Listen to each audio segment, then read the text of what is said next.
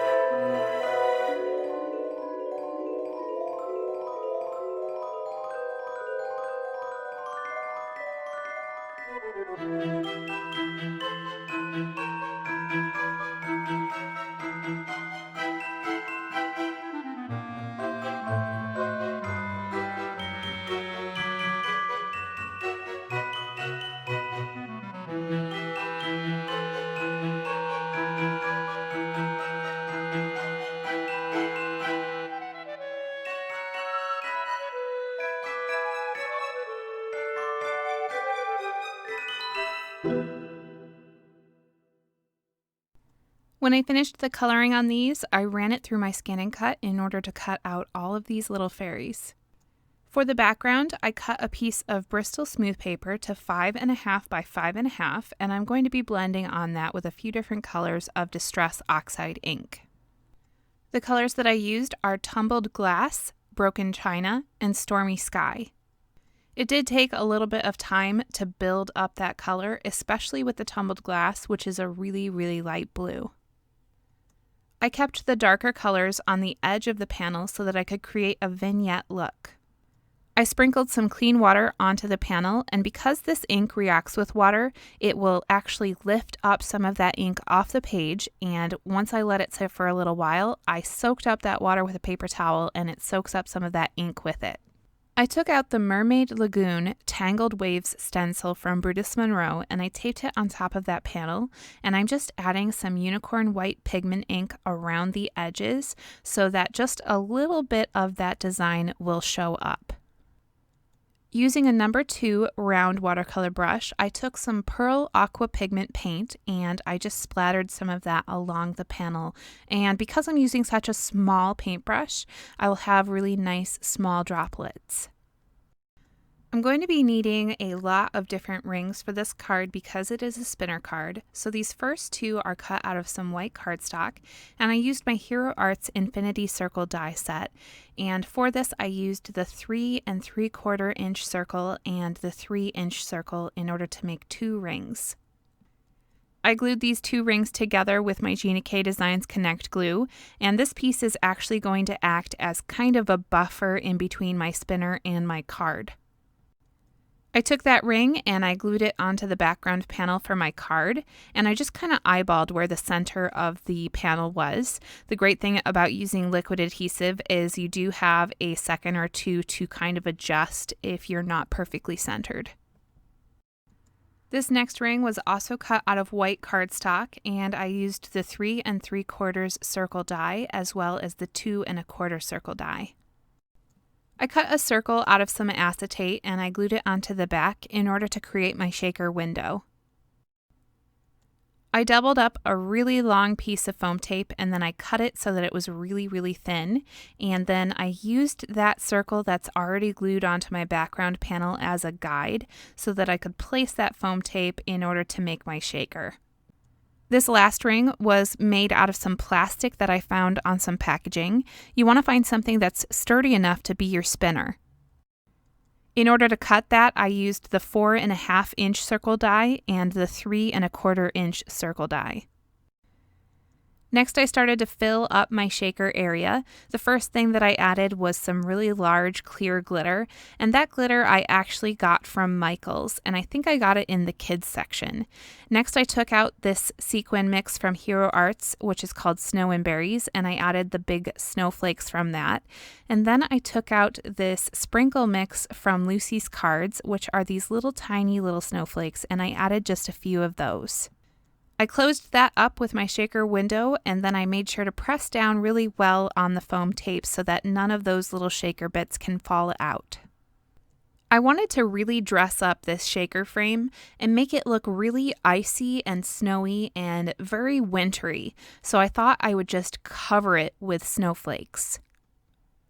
I used the Kaleidoscope Snowflake Die Set from Spellbinders to cut out these really big snowflakes, and I cut them out of white cardstock as well as white glitter cardstock. Once I finished adding those larger snowflakes, I cut out a whole bunch of smaller ones. There's actually a die in the Festive Wreaths slider die set from Spellbinders that cuts out 3 little snowflakes. So I took that and I cut it a bunch of times out of the glitter cardstock as well as the white cardstock, and I just filled in all of the little spaces so that this is entirely covered with snowflakes. Next, I pulled out all of the little fairies that I colored earlier, and I placed them around the edge on the spinner so that I knew exactly where I wanted each of them to go, and then I started to glue them all down with my liquid adhesive. You have to be careful that none of that glue oozes out because you don't want your spinner to end up sticking to the background. I picked out one of the fairies to glue onto the shaker window. I thought the little fairy with the wand was perfect for this. Next, I took my Wink of Stella glitter brush and I completely covered each of the fairies, and this makes it look even more like they are covered in an icy frost.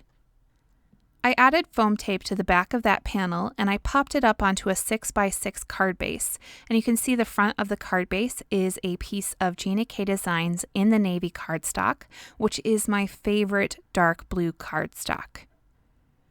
To add even more detail to the fairies, I took my white gel pen and I added a bunch of dots on the wings and on the hair and on the dress.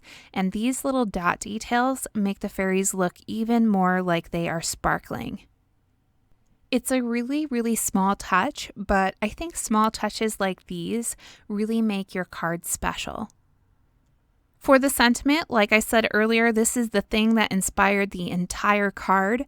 I took that Sugarplum Dreams stamp from the tabbed Sentiments holiday stamp set from Simon Says Stamp and CZ Design, and I stamped it with Versamark ink on In the Navy cardstock, and then I embossed it with alabaster white embossing powder. I popped that sentiment up with some foam tape right underneath that fairy in the center of the card. Next, I picked out some sequins. These are from the Coast Sequin Mix from Lucy's Cards, and I just pulled out a bunch of these light blue ones from that mix, and I put them all around that snowy wreath, which is the frame of my shaker, and I glued them down with Gina K Designs Connect glue. I always like to go over my sentiments with my Wink of Stella glitter, and for this really icy, frosty card, I really had to do that because this is all about the sparkle. The last thing that I did to finish up this card is I took my white gel pen and I went around the edge of my Distress Oxide ink background, and I added some dashed lines. Here's a closer look at the finished card, and you can see the shaker in action as well as the spinner. Thank you so much for joining me today. I hope you really enjoyed this Sugarplum Fairies Spinner Shaker card.